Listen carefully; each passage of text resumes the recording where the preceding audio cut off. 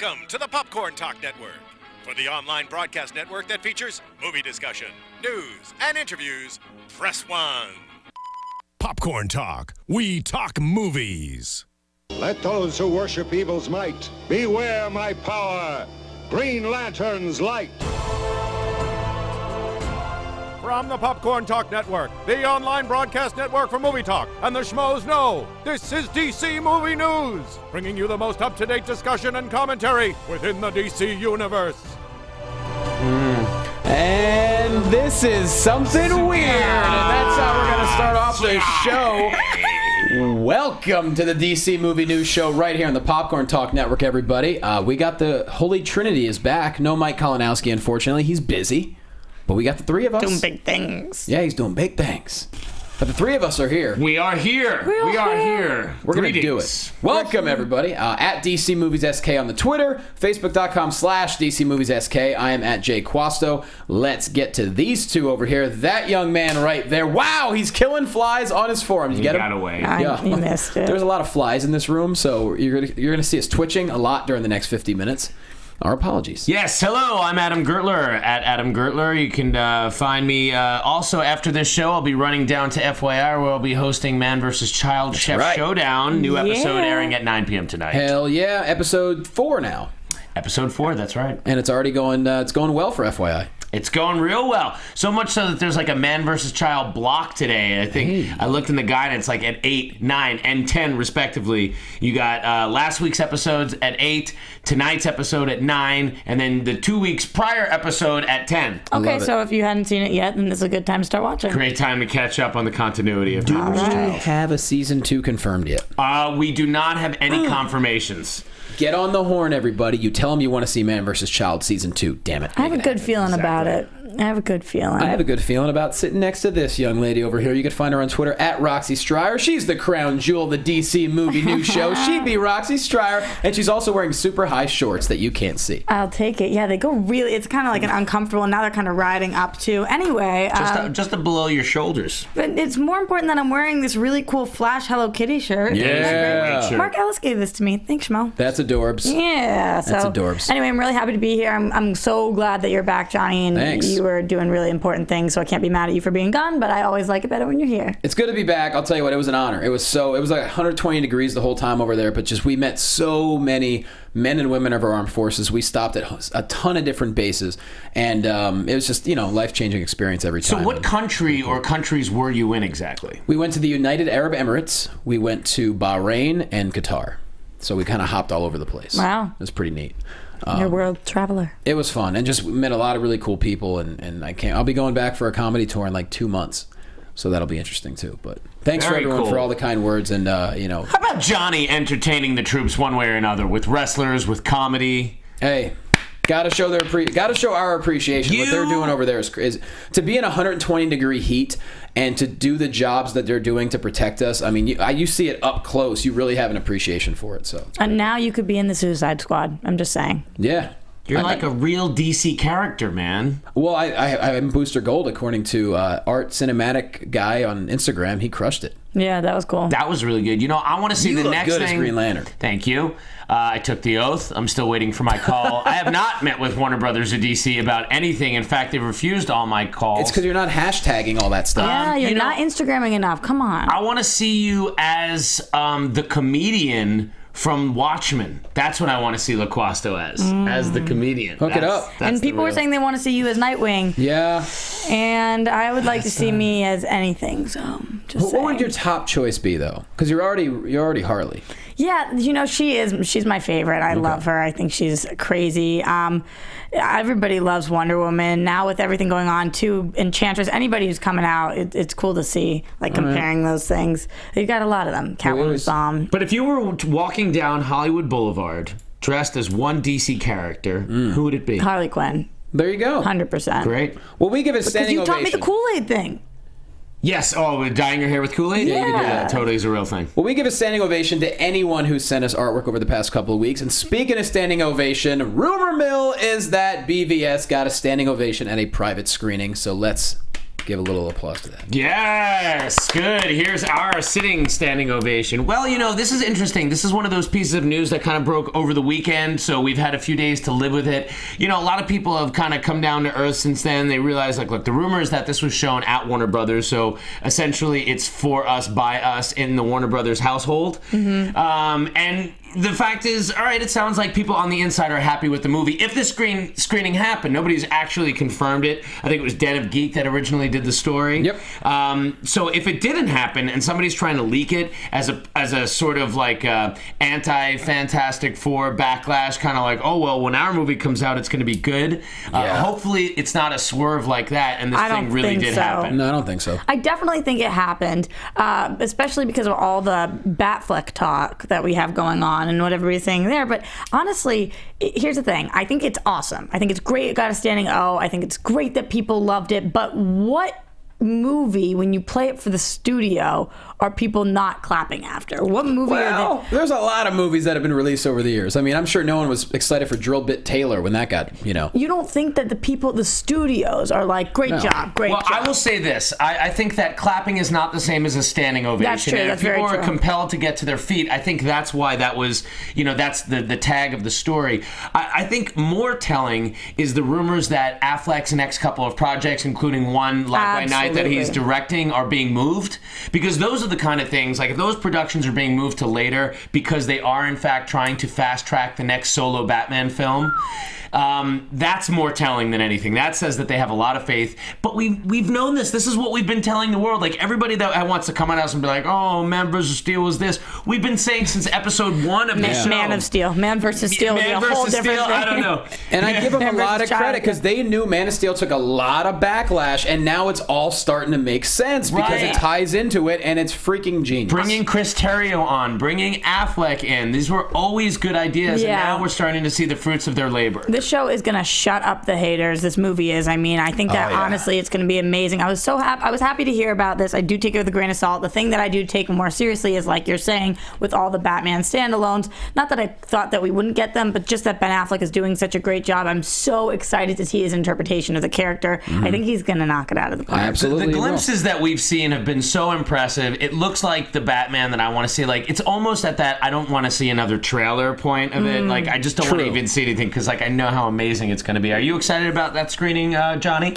Absolutely. I mean, you look at it this way, too, and let's move into the next story. Henry Cavill actually talked about BVS, and we talk about them having a plan in place, and a lot of people didn't believe it after Man of Steel because a lot of people weren't happy about it. Well, here's a quote from Henry, which I love this quote. He goes, "There is a big plan in place at WB for the whole DC franchise, so all the stuff ties in. They're not just thinking movie to movie. There is a big plan, and I think that is very telling, and that's very exciting." Every single thing we've said has backed that point up. Even when we're talking about things like the Batmobile or the Batcave, or when we're talking about these bigger universes, or when you put that thing together with Man of Steel and with this movie where we see they actually like line up perfectly.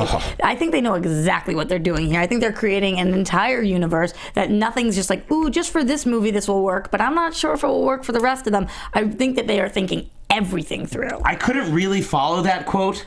So, what quote? My quote? The Henry Cavill quote, if you read the whole quote, it doesn't read like it makes any sense. Like, they're not thinking movie to movie, they're thinking more of a tentpole thing. Right. It was a confusing quote. I think I get what he's saying, that there is a plan, but I did not actually understand the quote, if I'm being perfectly honest, and how it compares or differentiates itself from the Marvel Cinematic Universe. Like, I didn't know if he said they're not thinking movie to movie, but they're thinking tentpole to... The quote is weird. If you look at the quote, it just like it doesn't make sense. No, I completely agree with you. So I'm talking about my interpretation of what I feel like he meant.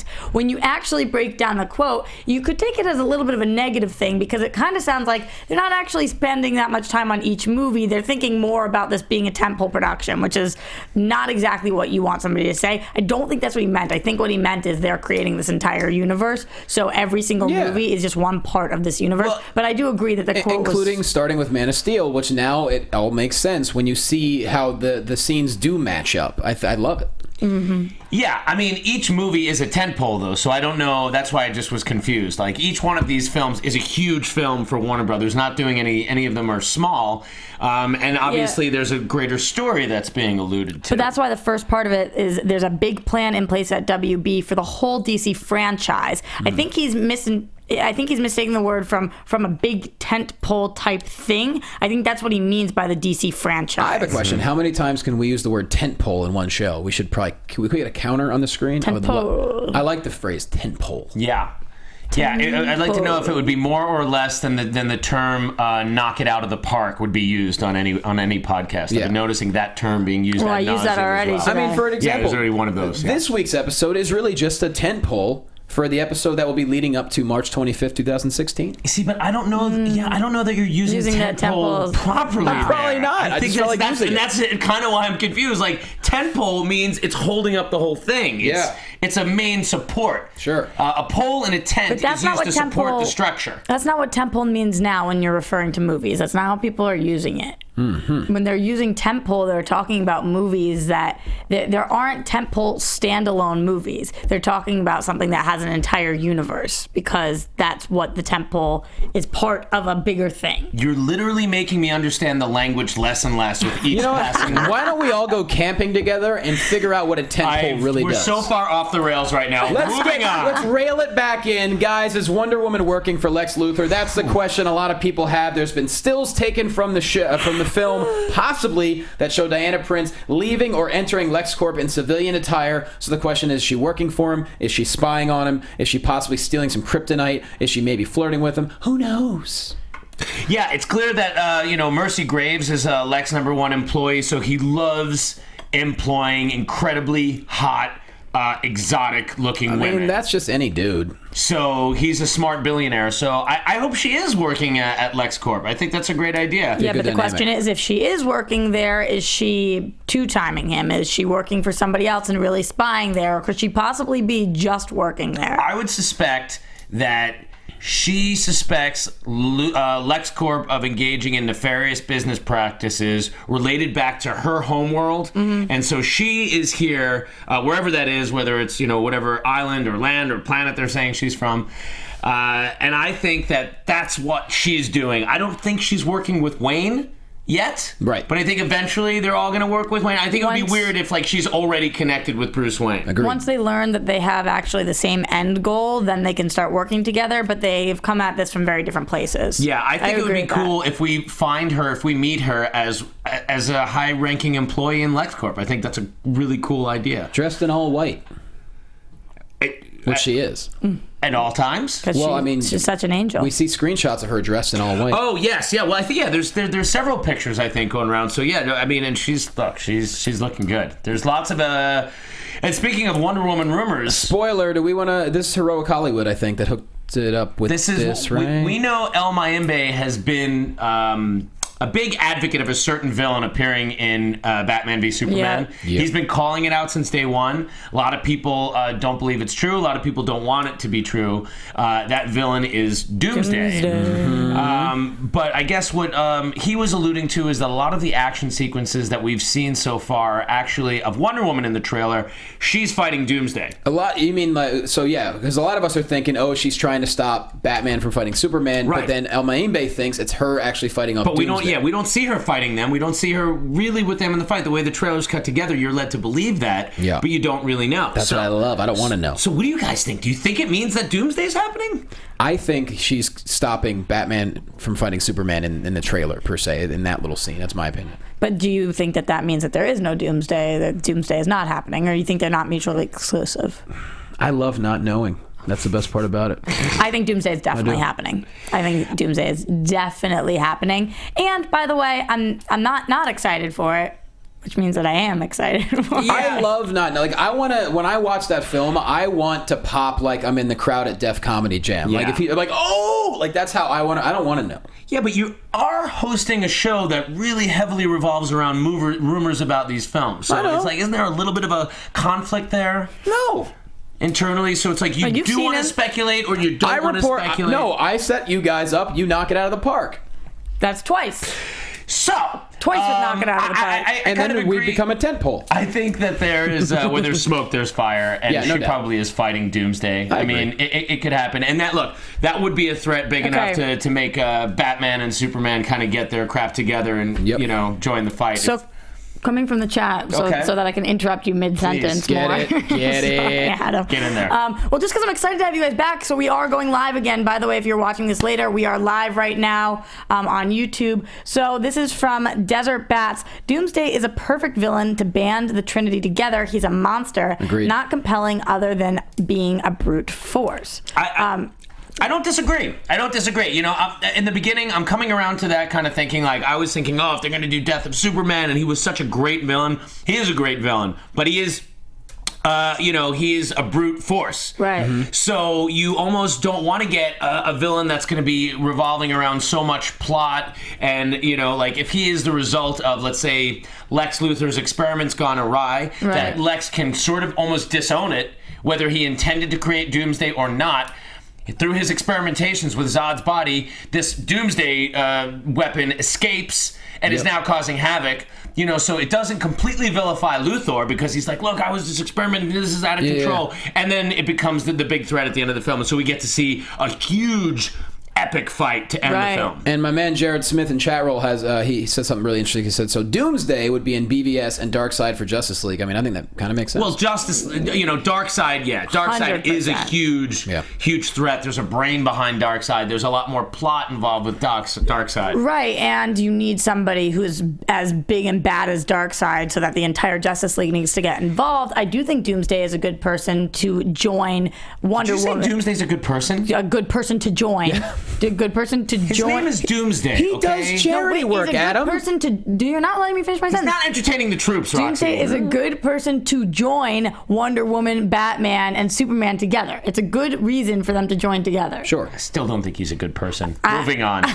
No way standing up for Doomsday. Look, let it be known, chat roll. Roxy Striar thinks Doomsday is a good person. I'll get you back. Send all your tweets and hate mail to her. So Tom Hardy, y'all, here's some huge news. As we know, New Line Cinema took over the DC Comics Vertigo imprint. Now we know what his project's going to be. Their first release, it's going to be 100 Bullets, and that looks like a badass film. All right. First of all, you guys know I'm completely obsessed with him, and I was devastated when I didn't think that he was going to be in DCU but now anymore. You're okay? Now I'm really excited. Yep. I don't know much about this Vertigo series. I don't. I happen to have just read one of the collected trades, just like this. Tell me. When I was at the last 15 minutes of Comic-Con, and I was going through the half-price trades, I grabbed the 100 Bullets, and it's very just randomly. Well, it'd been in my back of my mind. I was checking out Brian Azzarello as a writer. He's written a lot of great things, and so I know 100 Bullets is one of the things he did. He also just did a great Wonder Woman run, so cool. I grabbed that.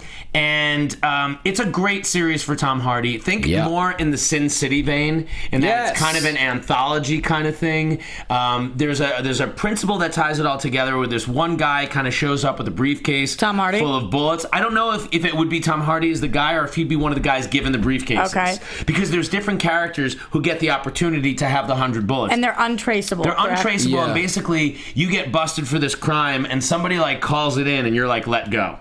It's there's no... Free kill. Yeah, it's a free kill, basically. But why do you need 100 bullets to kill somebody? Some of them might have to kill 100 people, or they might have multiple people that they're killed. They basically get a picture of the person that has wronged them. And at least in the first collection, it doesn't always go the way you think it does. Okay. And it can actually come back and screw people. So it's got that kind of twisted Twilight Zone, twisty ending sometimes. Sometimes it's just great revenge porn fantasy. Cool. And then sometimes it's kind of like a cautionary tale of revenge gone awry. But I love your comparison. It is very dark and seedy, and it's also going to be released before Sandman now, so... a little more time there. It feels like that's more up Hardy's alley than strapping on the spandex or doing something like that. Totally agree. Absolutely. The kind of guy that walks up to you in a dark alley is like, I got a briefcase, here's 100 bullets. Did you guys see the movie The Drop with James Gandolfini? Yeah. I mean, I love that. That's kind of a smaller film, but it's just it shows the kind of thing that he does well. Like, you know, that, and like he played the great Jewish kind of gangster in Peaky Blinders. And This Is War. Peaky Blinders. None of you guys give credit Peaky to. freaking Blinders. But yeah, I agree. I could name a million things that I've loved him in, but as Gregory Castillo says in the chat, Tom Hardy can do whatever he wants, and I will watch whatever. And He I has feel the my same money. way. Yeah, definitely. Me too. He only said 3 words in Mad Max, and we still all enjoyed the film. Yeah. I think any film he that did has such a great job. His face. I loved him. I think the main thing is that like any film that has Tom Hardy in a lead role is a tentpole film for that studio. That's the right way. You to know use what I mean? tentpole. Because it's Tom Hardy Yeah. and he's tall. And it's a great, it's such a great character, and the story's really good. It's going to be awesome too. Yeah.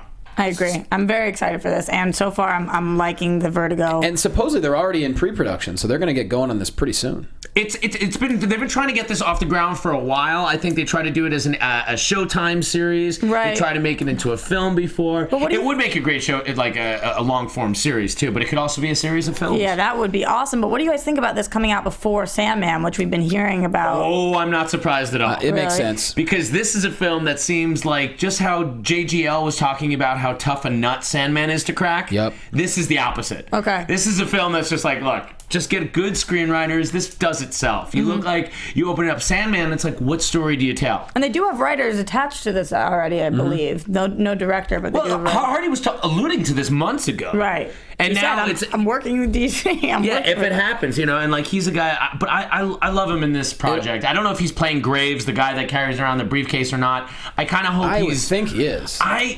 I don't know. I kind of would hope he's more the guy that has to do the thing. Yeah, me That- too, because that I gets could the see gun. him more. Adam, I think that this is a good question for you because you know the most about the series. He says, I Am Ninja Panda wants to know who should direct 100 Bullets. Do you feel like there's somebody, or at least a kind of vibe that we could be going for? Oh man! See how I put him on the spot like that? That's That's on the tough spot. call. Like I want to say almost like a Guy Ritchie kind of thing, but not the Guy Ritchie that's doing Man from U.N.C.L.E. The Guy Ritchie that did Lock, Stock, and Two Smoking Barrels and Okay. Snatch. Okay. You know, because I feel like it does have to have grit to it. See, the comparison It's you gotta made have made me humor. think Robert Rodriguez, but you know. Yeah, but you know, he just hasn't made any good movies in a long time. Like, he makes a lot of films and he's very talented, and it does sound like a kind of film, but he hasn't made like a good quality adult movie in a long time. Like, I didn't like the Machete movies very much. Yeah, they're a little bit much. You know, he makes the kids movies, but you're not far off. Like, you know, Robert Rodriguez could be, but I don't see him getting a film like this. I don't see a major studio giving this to him. I think you're going to get like a good up and coming young director, like one of the Purge directors or something like that. Got it. That makes sense. Moving on, a little bit lighter news. Lego Batman. It looks like Zach Galifinakis is not official yet, but he's probably going to be the voice of Joker in Lego Batman. Which I see your face. Keep in mind, No, that wasn't a bad face. That wasn't a bad face. Oh, okay, good. That was I don't know what to make of this movie so far. It's going to be a comedy. Yeah, clearly. they're getting all their comedians in here. I think that this is the Will Arnett one, and Yes. that's great. I think that he's talented. I have no idea what this voice is going to sound like. It's weird because it's rare to see Zach Galifinakis get super animated. So Yeah, I can't picture it. That's not bad. I really do try to imitate what this would sound like. Like, try to be Zach being the Joker. Zach Galifianakis. I'm a lone wolf. I don't know. Yeah, I can see him getting kind of animated as the Joker. I think he's gonna be. If you've ever seen him on like a Bored to Death. He was on Bored to Death with Jason Schwartzman. That's a great show. He could be pretty animated. I think he'll be pretty silly and funny, and it'll be like, more of like a Cesar Romero type Joker. We are a wolf pack, and now I'm a lone wolf. I don't know. That's just my. No, these are good. You're throwing them out there. I'm trying my best. Yeah, but when you're pairing him, It would be funny if he always has to refer to himself as being in the wolf pack every time he's as the Joker, though. Yeah. If he's like, just so you don't know, my voice, we're in the wolf pack. We got a giraffe. yeah, I don't know. It could be really great. It could also be totally bizarre, but that's okay. Either way, we're watching. I watched the Lego movie on one of my flights in my 39 million hours on planes in the past week, and it was fun to watch. Good. I imagine because the Batman character is so kind of like full of himself, I would imagine the Joker playing off that in some kind of way. So like maybe the Joker is like really making fun of how full of himself that Batman is. Right. But it's going to be a very different Joker than, say, Jared Leto. You know, I think a lot less murdering is going to be happening. Of course, Danny B Reviews says, with Michael Cera as Robin, clearly they're going for cartoonish voices. I think I've changed my mind as you guys have been talking. I think I'm very excited for this, actually. Michael Cera's not a cartoony voice, though. He kind of has a cartoony voice. He's super mellow to me. Oh, I think he's cartoony. I'm not a Michael Cera guy. Oh, really? Yeah. I think he's pretty funny. Yeah, me I think too. he absolutely killed it in This Is the End. Yeah. That's true. He was great in This Is the End. Yeah. I mean, I think a lot of people killed it in This Is the End. He's done a lot of things where he makes fun of himself. Yeah. And I think, you could have kind of a funny Robin kind of talking back to him. It's going to be really interesting, and it's going to be a lot of fun.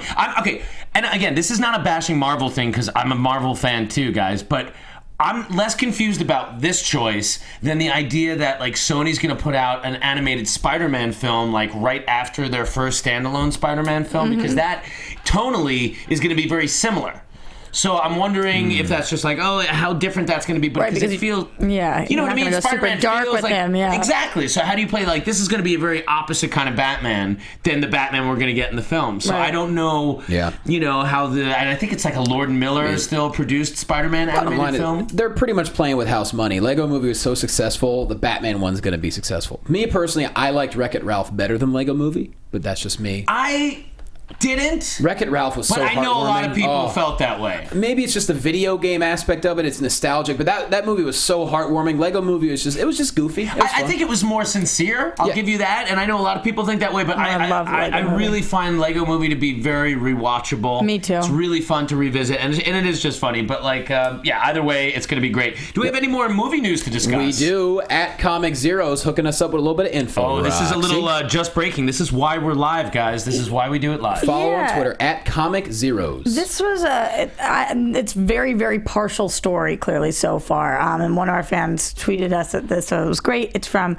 at Comic Zeros saying, at Scott Eastwood gives his fans a cryptic clue on who he's playing in #Suicide Squad. He said, quote, "You won't see it coming," end quote. Of course, people are now speculating what that means, reading into those words. Does that mean that he's playing somebody who might not have the best vision, or may not be blind in one eye, or may not be named Slade?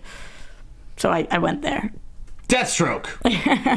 Deathstroke is the Slade Wilson, implication Deathstroke, here. yeah. Well, this is a rumor that's came out about last week for the first time we started hearing, or maybe even before that, Deathstroke rumor.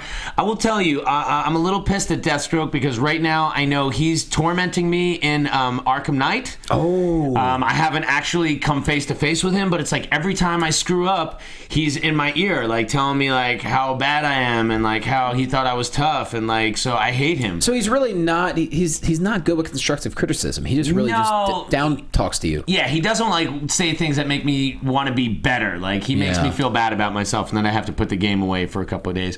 But he's a great villain. He's a great physical villain. It would be, again, interesting to see Deathstroke in a movie in Suicide Squad. I imagine this to be a smaller part. Yep.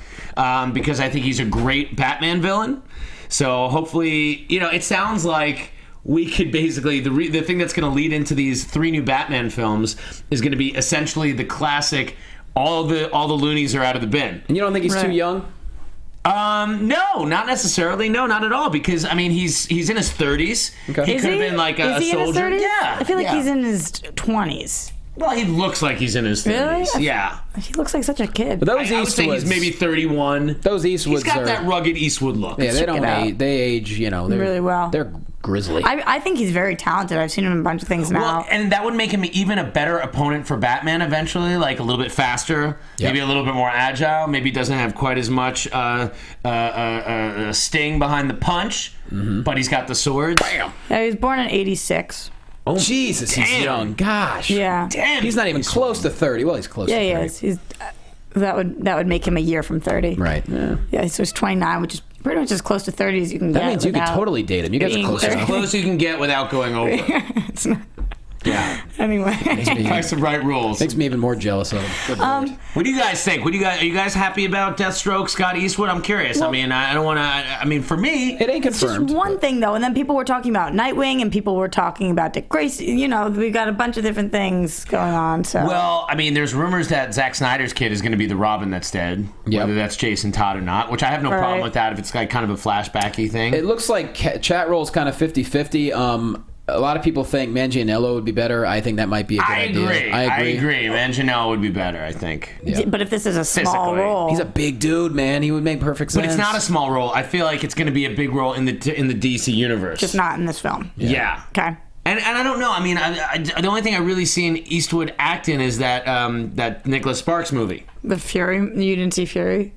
Was he in Fury? Yeah. I did see Fury. Who was he in Fury? I don't know. I didn't see Fury. I'll pull it up for you. No. All right. Well. All right. I'm 50-50 on this. He was one of the guys that. Yeah, he was in. And we it. also, Theo Kabbalah says you can't have a Deathstroke who's younger than Bruce. Well, how about we get Clint? He's still spry. Let's get him in there. Wait. Why can't you? I don't know. Is there a specific rule that he's referring to, or a story? Who knows? Who knows? Guys. I don't know why. Okay. Well, here's the thing. That's all for the Guys, movie news this I'm week. getting real excited. TV stuff. Oh, there's to talk a lot about, of TV stories. which generally in the show, that's a segment Please don't that do it. we like to call. Don't- Roxy, just no. Roxy. It's not. It's not. No one likes. Johnny's this. on my side now. Until you Stop have a it. melody, until you have a song that's an actual song. I'm sorry. It's Until I have a stupid. song. So if I have a song, Doesn't do I have your sound word? right. If I have a song, then I can do it all I want. You can do it all the one. If you make an actual song like I made the Shake brilliant on it? DC Cinematic Universe Shake on song it. months ago. There you go. All right. A little friend of mine in the booth maybe wants to help me out for a second. It's time for Roxy Striar's TV time. Where the hell is that Sing coming along from? With me this round. Roxy Striar's TV time. She thinks that the Flash is fine. DC movie news. It's time to talk TV time. Wow. Okay, so you asked a very gotta good give it question. up. It's like relevant. It's got the 1960s Batman theme underneath What it. talented SOB came up with that little jingle? Damn. His name is Matt, and if you guys remember, we wore his shirts on the show. He is in the band The Great Romance. Yo! And he hooked it up and sent that, so you can STFU. Thank you very much. Thank you, Maddie. That's I amazing. like Matt better than you, That's Adam. I love that song. Oh my goodness! Yeah. You said a bad thing to Yeah, me. I did. I said a bad thing because I'm sick and It's tired. time for Roxy Striar's TV time. Sing along with me this round. Roxy Striar's TV time. She thinks that the Flash Yes, I is do. fine. DC movie news. It's time to talk TV time. Damn, Kinda you can sounds like hum Blue's along, you can Clues. sing It's to it. It's great. pretty awesome. Way Anyway, to go, I Maddie. love him. Let's get right into it. Roxy, start us off with your little Flash t-shirt. Let's talk about the Flizash. Yeah, well, which Flash do you want to talk about? Because we've got many of them now. I think starting off, you got to see this sweet picture of Jay Garrick. All right. This is exciting because it's the first time that we already saw the helmet, of course. Now we're seeing him. Just so stoked. I love when they take things right out of the comics. I don't know why this particular poster is getting me so excited for the season 2 of The It looks Flash so to dope. start. Yeah. It really does. I can't fully explain it. I love when they do this thing when they harken back to a classic comic book cover. I also think, the cool thing about the original Jay Garrick Flash is that it's a costume that's kind of easy to replicate on a TV budget. Like Yeah. those old school Golden Age costumes. We already saw the hat. I can't wait to see what they do with this. This is really, really exciting. It's a great show. Nothing but good things to say about this here. What else has Teddy Sears been in? I don't know. Let me check it out real quick. And also, with that, October 6th, it's coming out, means alternate universes, and everyone talked about how great The Flash was to begin with, so this gets people even more excited for season 2. So, a lot of good stuff. I going on. always have the fear of it's like, is it going to be too much Flashes now? Like, okay, the thing that started me hating Arrow was that everybody was an Arrow. So now we already have 3 Flashes that are going to be on, plus Zoom, plus we had Reverse Flash. So, listen, I'm really excited, but if I have to be trepidatious, and I got to be honest, is everybody going to be zipping around? No, lot of zipping. I don't think we're gonna. I think they're gonna handle it very well. By the way, he was in Master of Sex, American Horror. He's been in a bunch of different shows. So a lot of stuff. yeah, a lot of TV credits and Big whatnot. time TV actor, Teddy Sears. That's Definitely very, very worth getting exciting. excited about, that's for sure. More Yeah. Flash news? I'm always ready for more There's Flash so news. much Yeah, more okay. Flash So we talked about the new Flash costume, but now we're seeing a really clear image of it with the white in the background. I think this looks awesome. How are you guys feeling about it? How are you feeling, Adam?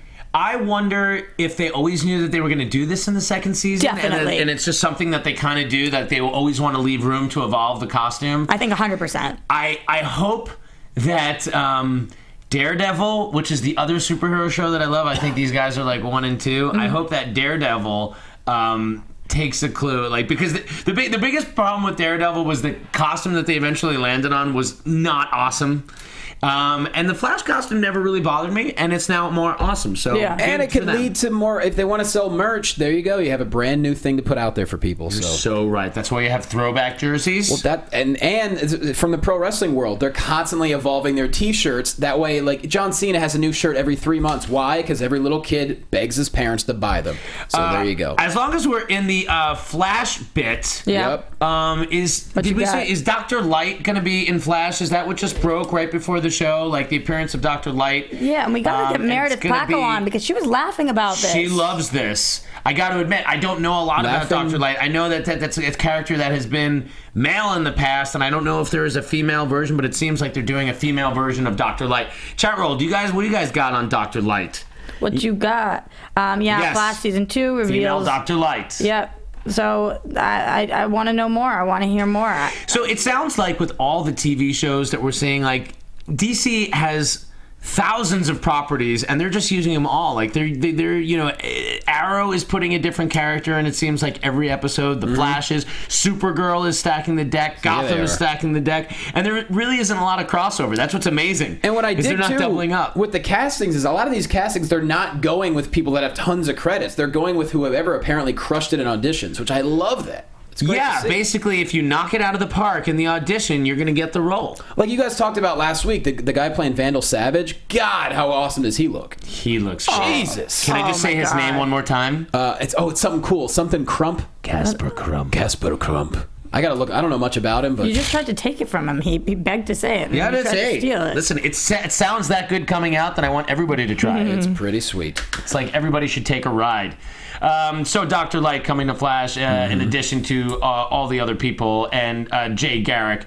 But who's coming can we talk back? about the next thing that's super exciting? Who's coming back? Oh my God, this is all because of you guys out there. Best news story of the week right now! This is because of #Save Constantine that everybody knew how in love with this character and this actor everybody was, that they are actually finding a very smooth transition into bringing him on Arrow. For 1 episode for now, but who knows how many that will be if he kicks butt.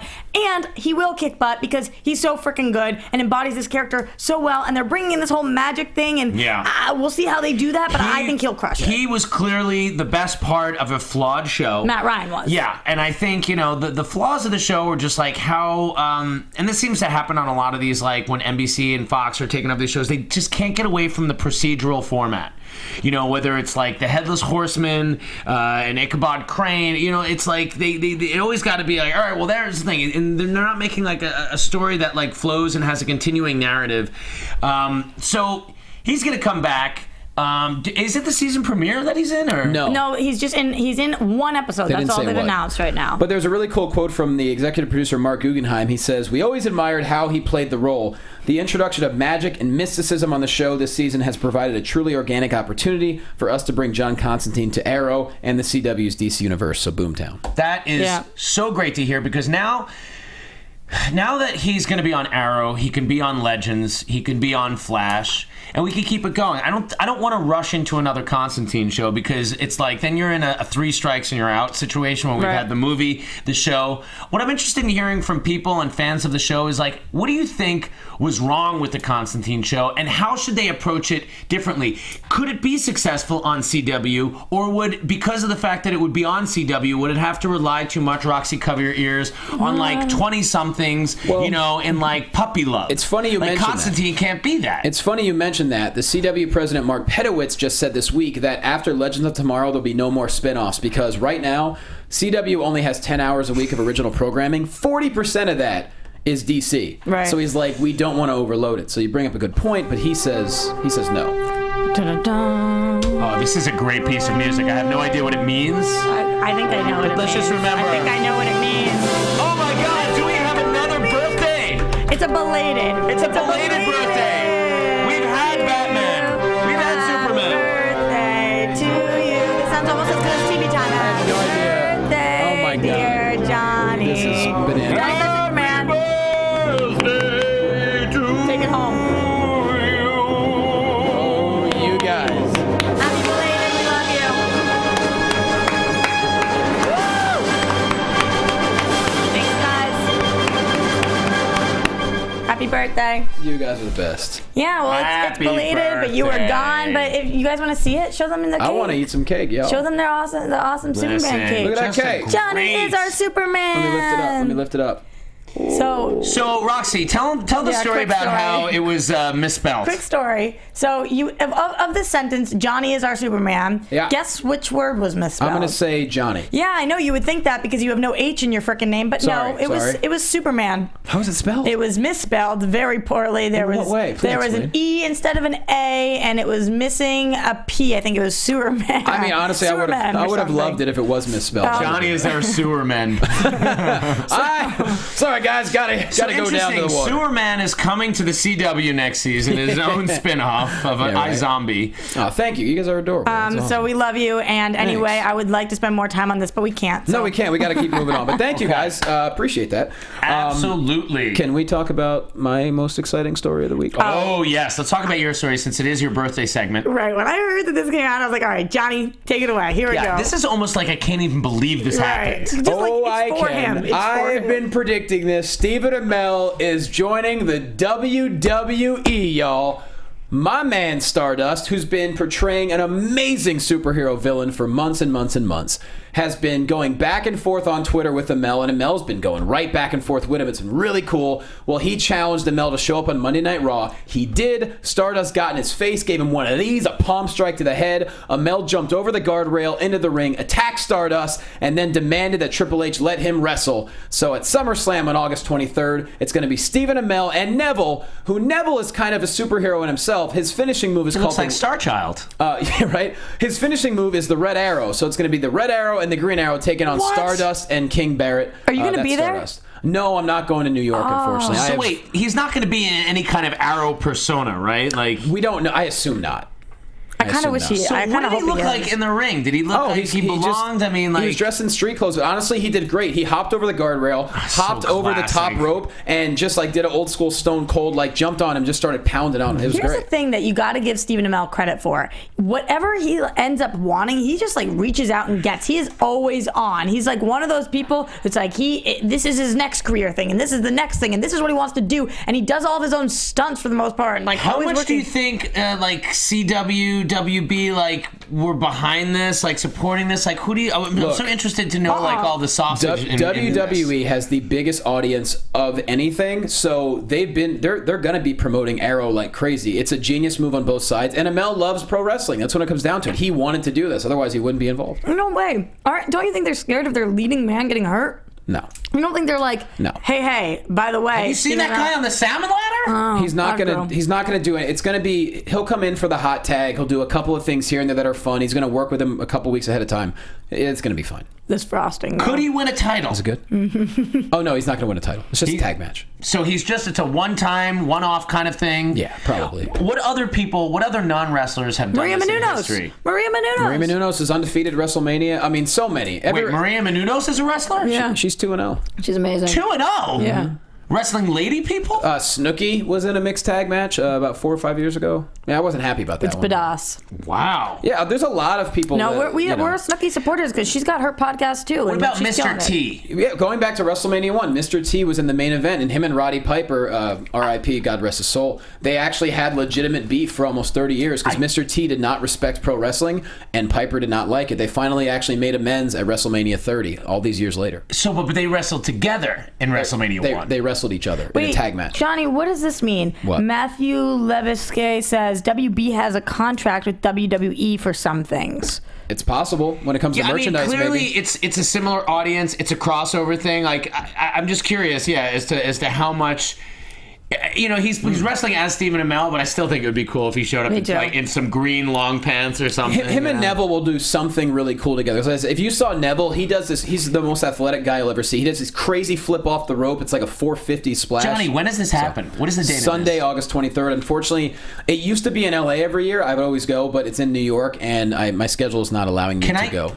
Are we watching this together? Yeah, sure. I can't. Invited. I have to watch it late. If you guys want to watch it late with me, I have a taping that day for Championship Wrestling. All right, we have to move on. Oh my God! But if you want, I think I'm going to watch wrestling for the first time in 20 years. I get the network. If you want to wait for me, we'll watch it late Sunday night. Okay. No spoilers, guys. Yeah, no spoilers. I stay off Twitter that day. Anyway, that was exciting. Moving on, let's talk about Arrow. We got Lady Cop coming up, y'all.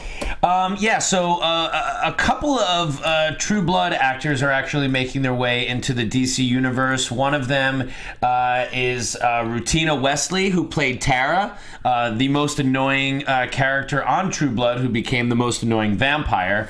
Will be playing Lady Cop, which is a character that I'm not familiar with. Yes. But to clarify, Lady Cop is not like Skinny Girl number 2. It's not like this is somebody who's not going to be a character and we're just giving a fake name Lady Cop. Lady Cop's the name of the actual character. So she'll be sticking around. She has a multi-episode character arc. Yeah, I'm pretty sure Lady Cop is kind of like Axe Cop.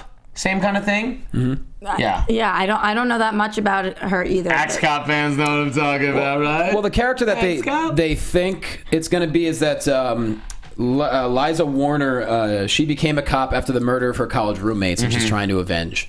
So that's probably the way they're going to go with it, I think. All right, well, I hope it's kind of like a cop vigilante character that is like a cop but not a cop. Kind of like Maniac Cop or Axe Cop. But Axe Cop is actually a cop by day who then goes on other adventures at night. Will be more similar to that because this is actually a cop by day. Boomtown. All right. Well, okay. Interesting. It's good to know, she's going to be on there. Hopefully she'll be less annoying than she was on True Blood. Good actor. I don't think she's a bad actor. Well, I just think she's supposed to be annoying and you were annoyed by her, then she's a good actor. I don't know if she was supposed to be annoying. She was annoying, though. Ugh, I wanted her to die so bad all the time. They finally kill her and they bring her back. Who we do love is Supergirl. Some Supergirl. Oh, Melissa's the least annoying, most adorable person of all time. She really is. I know. Tell you what. She's adorable. So, new trailer dropped from Supergirl. Yep. And I got to tell you, I've been such a supporter. I like it a lot. I've been such a supporter of the show. I'm a supporter of her. This trailer didn't move the needle for me. Really? I got to be honest. It didn't move the needle for me. Why not?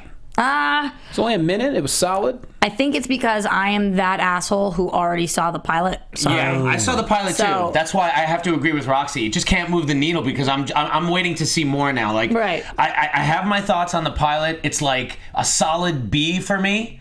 And I think it can go up or down. So this didn't help it or hurt it. Didn't help or hurt it. Right. I'm liking a lot of the casting things that I'm hearing and a lot of the characters that are being introduced. Things like Red Tornado, which was announced. Britt Morgan. She seems like a really good casting. Another True Blood cast member who was great. Played off of Alcide. Played off of Joe Manganiello in True Blood. You think she'll play a good villain? Livewire, who we remember, if you remember from like Batman the Animated Series, Lori Petty played Livewire, which Meredith Placco reminded me of earlier today. It's a great character. Yep. I remember the character Livewire from like Action Comics. She does come from more Superman books, but she's a female villain, so it makes sense to kind of put her in. I like it. Another character mentioned is Non, one of the Kryptonians, who most of you will remember as the big silent guy from the Amazing Superman 2 film. Ooh. Remember, it was Zod, Non, and what was the girl's name? I forget the girl's name. It wasn't Farah, but it was Non, Zod, and the girl, Kryptonian, and Superman 2. Oh, that's killing me. You're gonna have to help us. You guys help me out there. But Non, I mean, that's interesting. But it does sound like that CBS show is going to be like a villain of the week coming out of the Phantom Zone. But what about the other thing about going up against Gotham? All right. Well, go ahead.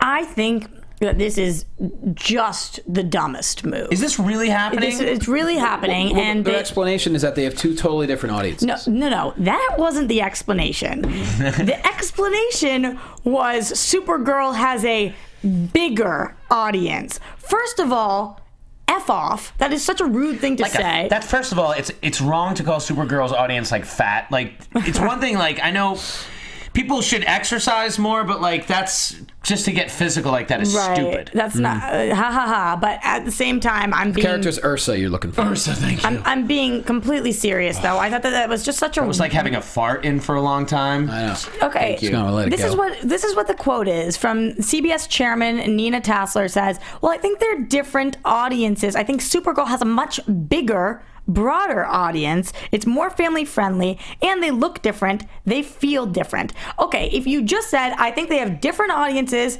it's more family friendly, they look different and feel different, but why do you have to say a bigger, broader audience? Also, why is DC? I don't know if they have any say in this, but why would DC be okay with this? Also, the fact that people are Go saying, get him, Roxy. Also, the fact that people are saying this is the same thing as iZombie going against Agents of S.H.I.E.L.D., it's not at all, because one is a DC Vertigo property and one of them is a Marvel property. Do you think it's because they don't have a lot of faith in Gotham? I think that it's a totally different production company. No, I don't think it's because of that. I think that DC had no say in this. I think CBS said, hey, by the way, we don't care that you're airing Gotham. We think we're going to blow you out of the water, like, regardless. And I don't think that's fair or nice. And I think that they should stick it for other DC shows. And this pisses me off because I watched both these shows. I'm going to continue. And now I'm going to have to tape one, which is really effing annoying. You have a DVR. Catch your breath. And you have a DVR. And I would like to retort. Go ahead. May I? Okay, now, as far as the ratings go, we live in a very different world where people DVR things, and they do count DVRs for like a couple of days. So yeah, but they count them as like a half point. Okay, calm down. Hang on for a second. I personally don't watch anything live because I don't watch any commercials. I DVR everything. I'm never home. Never home in time. Yeah. Now, I do think this could end up hurting Supergirl more. Right. My theory is that Supergirl needs to earn a new audience. Gotham has a returning audience. When she says a bigger audience, she basically is saying like Supergirl's PG, Gotham is like PG-13. It's darker, it's more adult. Yeah. This is going to be family entertainment. What I'm afraid of is going to happen, and chat roll people, let me know what you think, is that we might have another Flash situation where CBS puts on a major DC character for the first time in 25 years. And then, you know, I'm afraid this show might not make it through the season if they don't get a big audience right away, because it's going to be really tough to get a big audience. And look, there are comic book fans that are going to be already watching Gotham. Maybe they're going to tape Supergirl. But, yeah. Could end up really screwing them. Maybe. Let's hope it doesn't bite Supergirl in the butt, because they're the ones who are doing this. Gotham I want to be the only one to bite Supergirl in the butt. Can I just say that your rant was a 10-pole? I thought what was interesting about the Supergirl part, though, was the fact that CW had passed on it, and now CW is coming out saying, P.S. we shouldn't have passed. We hadn't aired Flash yet. We didn't know if this was going to be a success. Looking back on it, that was a mistake. Sometimes you lose out on good shows. We wish we had Supergirl. Number one, it's cool that they admitted that. Number two, makes me think that Supergirl is going to be better than people are giving it credit for. Number three, it still shouldn't be up against Gotham, because why are you shooting yourself in the foot? Agreed. Yeah. So, you know. Nonetheless, we have a couple Gotham news little pieces here. New villain coming to Gotham. Leo Fitzpatrick's going to play Joe Pike, which is an original character, leader of the gang called the Pike Brothers. They say season 2 is going to be the rise of the villains. Also, there was a tweet that came out, said there's a new circus coming to Gotham. So the question is, will it be the Circus of Strange or something along those lines? Why, Gotham? Why? You're making me so frustrated. Roxy, be nice. So, I actually like this idea of Joe Pike. I'm kind of getting over every Batman villain being in every episode. Like, I feel like the biggest problem is this show doesn't realize how strong of leads they have in the Bullock and Gordon character. Mm-hmm. And I don't need every villain. I like the Easter eggs, but like I want to see more original villains. Show me that you can tell compelling original stories set in Gotham, and every other thing doesn't have to be a silly reference to Batman. Right. Then you will earn a lot more faith in people like Roxy Striar, who's mad at you right now. I'm just frustrated. I still believe in you guys, but I'm frustrated. I think that the biggest problem was your villains, and now it's Rise of the Villains, and that could be an issue. Now, the circus could be one of two circuses. It could be Haley's Circus, which had the Flying Graysons, which would be another cool nod to the Batman world. Or it could be like the Circus of Strange, which is like a circus that was, I think, controlled by like Professor Pig, who has a great appearance, as Kalinowski pointed out, in Arkham Knight, by the way, when you get to Professor Pig in the game. Didn't he ruin that for you? Sweet. He just ruined that he would be there, but I didn't know when he was going to be there. I want to just great. I want It to was watch, awesome. because I don't play video games anymore. I want to watch you guys play. It seems like it'd be fun to just watch. Yeah, you could probably go on and see. Honestly, Arkham Knight is one of those games where you could just watch the cinema scenes from start to finish, and you would have a great movie probably. And you wouldn't have hours and hours of me dying trying to destroy 50 tanks at once because they keep killing me. Yeah, very true. It would be very frustrating. So this next thing, Johnny, is probably a little upsetting for you, being, all obsessed with Booster Gold and stuff. Well, not necessarily a bad thing. They did say that he's not going to be in Legends of Tomorrow, but they also say there's possible bigger plans in store, which is similar to what they said about the Blue Beetle. So that can tell you maybe there's a film project in the works down the road. So I think it's a bad thing, per se. I don't like when TV people say they're bigger things referring to movies, though, because I don't think in this day and age movies are bigger than TV. Yeah. I don't know. I'd like to know what the plans are for Booster Gold. It's very exciting. It's a great character because it is one of the few characters that has, I shouldn't say one of the few characters, but it's a DC character that has a certain sense of humor instilled in it. Yeah. It's got time travel. It's got a lot of fun possibilities. It could be a great, people were asking like what would be a great DC Netflix show. Booster Gold would be a great DC Netflix show. Absolutely. Booster Gold could be a great movie that exists within the current WB DC continuity without having to slavishly participate in the overarching story, because it could take place in the future or the past or wherever they choose to set it.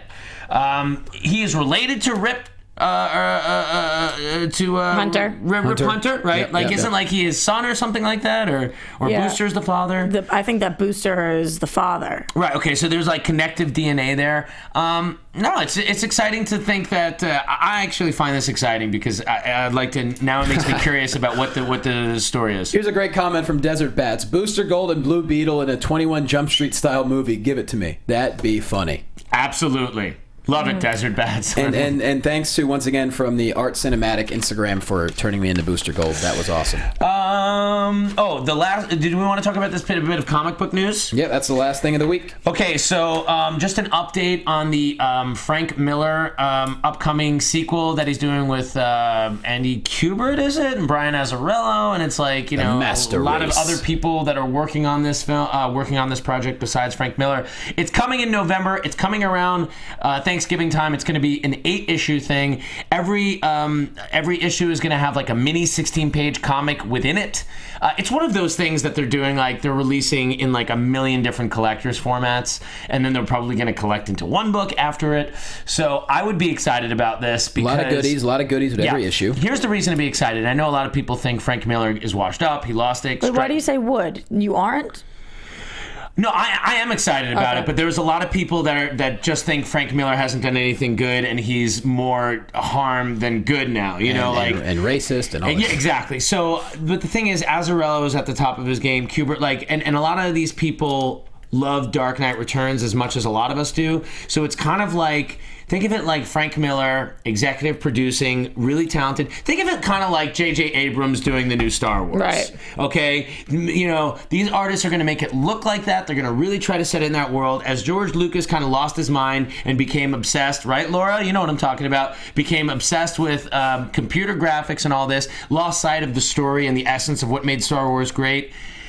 I think maybe these characters, like Azzarello and Kubert, are like, you know what? Frank's got some good ideas. We're gonna have Frank retire this series gracefully. Yes. So I'm really excited about it. And that's all I'll say about that. Very, very cool. Couple of quick shout outs. Yep.